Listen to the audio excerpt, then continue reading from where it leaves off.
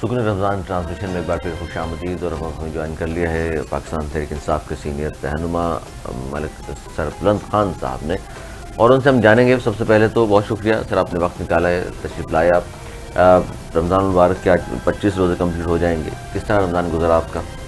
ماشاءاللہ بہت شکریہ سب سے پہلے علی بھائی آپ سب کا۔ ماشاءاللہ بہت اچھے گزر رہے ہیں، اور میں سمجھتا ہوں کہ رمضان بڑی خوش قسمت ہوتا ہے انسان کہ اپنی زندگی میں رمضان کو پالے۔ کہ نبی پاک صلی اللہ علیہ وسلم کی حدیث بھی ہے جس میں جو رمضان پالے اور اپنی مغفرت نہ کرا لے، لوگوں کی خدمت نہ کر لے، تو وہ خسارے میں ہے۔ خسارے، بالکل۔ تو اس رمضان تو عبادات کا، لوگوں کے ساتھ صلہ رحمی کا اور چیریٹی کا مہینہ ہے، اپنی جسامت کا بھی اور اپنے مال جان کا بھی، اور ارد گرد کے لوگوں کے حقوق کا خیال رکھتے ہوئے تو گزارا بھی اسی طریقے سے ہے۔ اور اللہ سے دعا کرتے ہیں کہ اس ملک کے لیے، قوم کے لیے اور ہمارے قائد عمران خان کے لیے رہائی ممکن ہو۔ جو بے گناہ لوگ جیلوں میں ہیں ان کے لیے دعائیں کرتے ہیں کہ وہ جیلوں سے آزاد ہو۔ جو لوگ ناحق مقدمات کا سامنا کر رہے ہیں، جو ہاسپٹل میں لوگ بیمار ہیں، ان کے لیے بھی دعائیں کرتے ہیں۔ اور بلکہ جب دسترخوان لگتا ہے تو پھر وہ جو ہاتھ اٹھتا ہے تو اس میں پھر سبھی یاد آتے ہیں، کیونکہ اس میں ٹائم بھی بڑا ہوتا ہے کہ 5-10 منٹ، اور وہ قبولیت کا وقت ہے۔ تو اس میں جب ہم ہاتھ اٹھاتے ہیں تو اس میں اللہ ایسی توفیق دیتا ہے کہ پھر سبھی کو یاد کرتے ہیں، ملک، قوم، اپنے اڑوس پڑوس، رشتہ دار جو لوگ دنیا سے جا چکے ہیں ان کی مغفرت کی، اپنی مغفرت کی، اپنے آنے والے زندگی کے لیے بھی اللہ سے مانگتے ہیں کہ اللہ ہم مانگ نہیں سکتے، ہمیں آتا نہیں مانگنا، اللہ پاک جو ہم نہیں مانگ سکتے وہ بھی عطا کر، اور اللہ پاک ہمارے لیے آسانیاں کر، ہمارے اس ملک کو درپیش تر تمام تر مسائل جو چیلنجز کا سامنا ہے، اللہ پاک اس سے ہم سب کو نجات دے، ملک کو صحیح ڈائریکشن پہ لے کے جا۔ اور اللہ پاک سے ہم دعا کرتے ہیں کہ ہم پوری دنیا میں نا، اگر اسلامی ممالک میں دیکھیں، ہم ایک ایٹمی پاور ہیں، اور 5 ممالک میں سے ہم ایک ہیں جن کے پاس ایٹمی قوت ہے، 7 میں سوری، اور جو اسلامی ممالک ہے اس میں ہم واحد ہیں۔ تو ہم پہ زیادہ ذمہ داری بنتی ہے، اور مسلمانوں کی نظریں ہماری طرف ہیں۔ پوری دنیا میں مسلمان اس وقت بڑے مشکل سے مشکل کا سامنا کر رہے ہیں۔ اس میں فلسطین ہے، اس میں یہ تو میں جاننا چاہ رہا ہوں، فلسطین، سیریا ہے، سیریا اور روہنگیا کے مسلمان ہیں۔ یہ اچھا 57-58 مسلم کنٹریز ہیں، اس کے باوجود بھی اگر مسلمان آج مشکل میں ہیں تو وجہ کیا ہے؟ اسلام سے دوری ہے یا کچھ اور ہے؟ اسلام کی جو بنیادی جو تعلیم ہے، بنیادی جو ٹریننگ ہمیں دی، ہمارے اسلام جو ہمیں سکھاتا ہے، ہم اس سے دور ہیں۔ ہم نے علم تو حاصل کر لیا، عمل نہیں کیا۔ جب ہم عمل کرنے لگیں گے اس دین کے اوپر، اپنی نبی پاک صلی اللہ علیہ وسلم کی تمام ان سنت کے اوپر، تو آپ یقین کریں ہمارے 100% مسئلے تو خود ہی حل ہو جائیں گے۔ دیکھیں نا، جب صحابہ کرام، جب نبی پاک صلی اللہ علیہ وسلم کے دور میں، جب آپ صلی اللہ علیہ وسلم نے دنیا سے پردہ فرمایا، تو اس وقت صحابہ کرام کی اتنی ٹریننگ ہو چکی تھی، اتنے وہ پریپیئر ہو چکے تھے کہ وہ ساری دنیا میں وہ چھا گئے، اپنے اخلاق سے، اپنی جرأت مندی، دلیری، شجاعت اور ایک حکمتی عملی جسے کہیں کہ جہاں بھی گئے انہوں نے جنگ کو ترجیح نہیں دی، انہوں نے پہلے تبلیغ کی ہے، دعوت دی ہے، اور وہ 3 تمام شرائط رکھے ہیں۔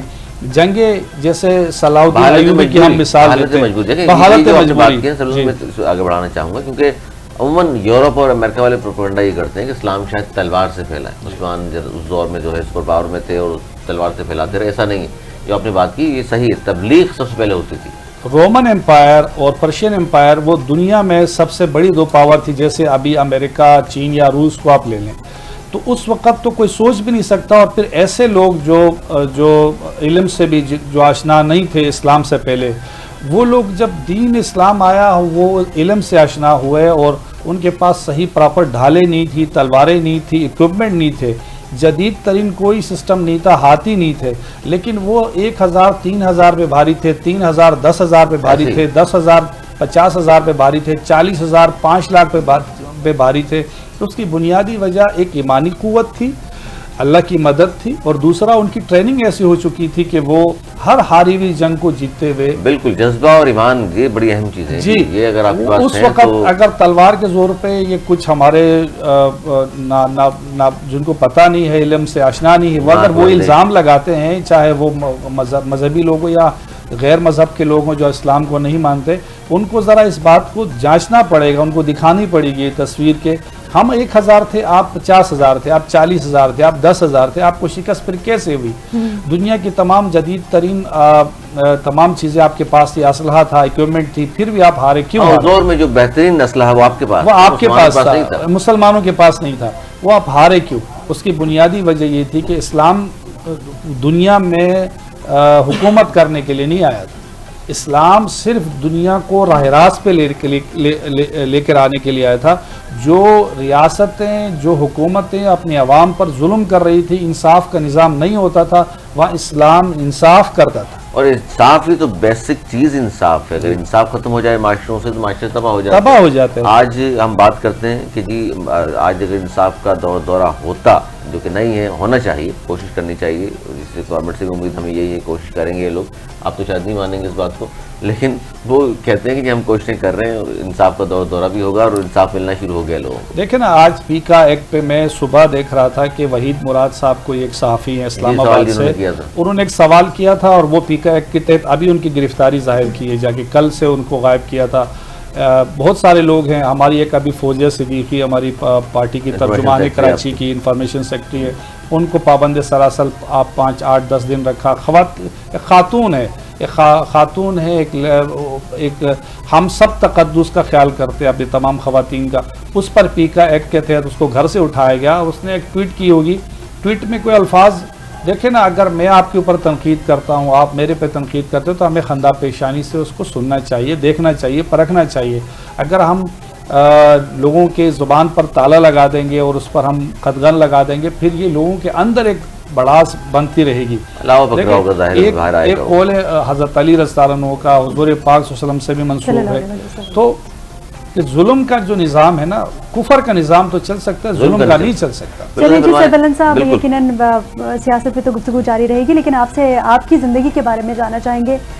بچپن کا آپ کا رمضان جب کبھی پہلا روزہ رکھا ہوگا، یا پھر جب آپ چھوٹے تھے روزہ رکھتے تھے، اس وقت میں اور اب میں کیا ڈفرنس آیا ہے؟ کیا ایسا پازیٹیو چینج آیا یا نیگیٹو آپ اس کو سمجھتے ہیں؟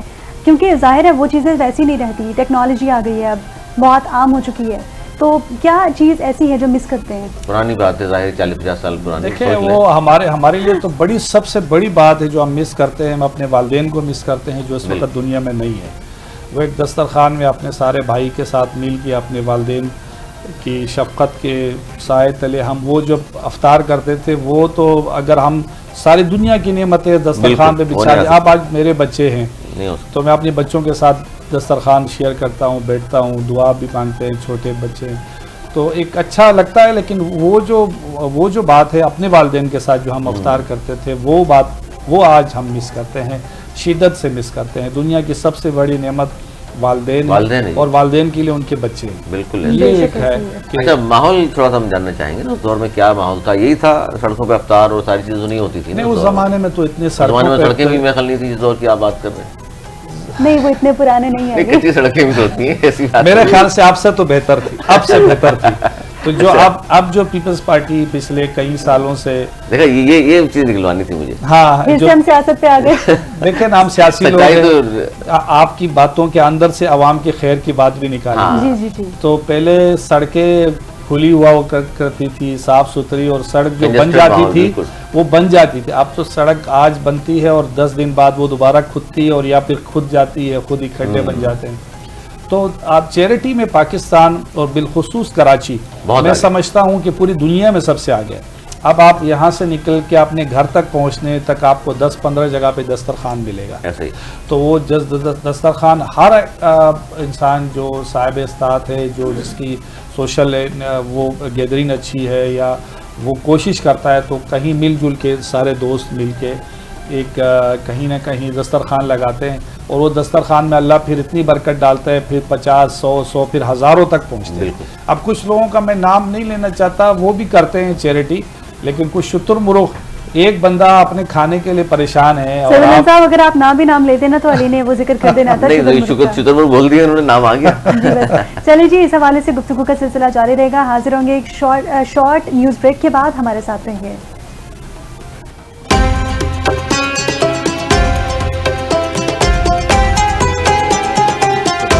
ہاں، پہچان لیتے ہیں۔ भाई लोग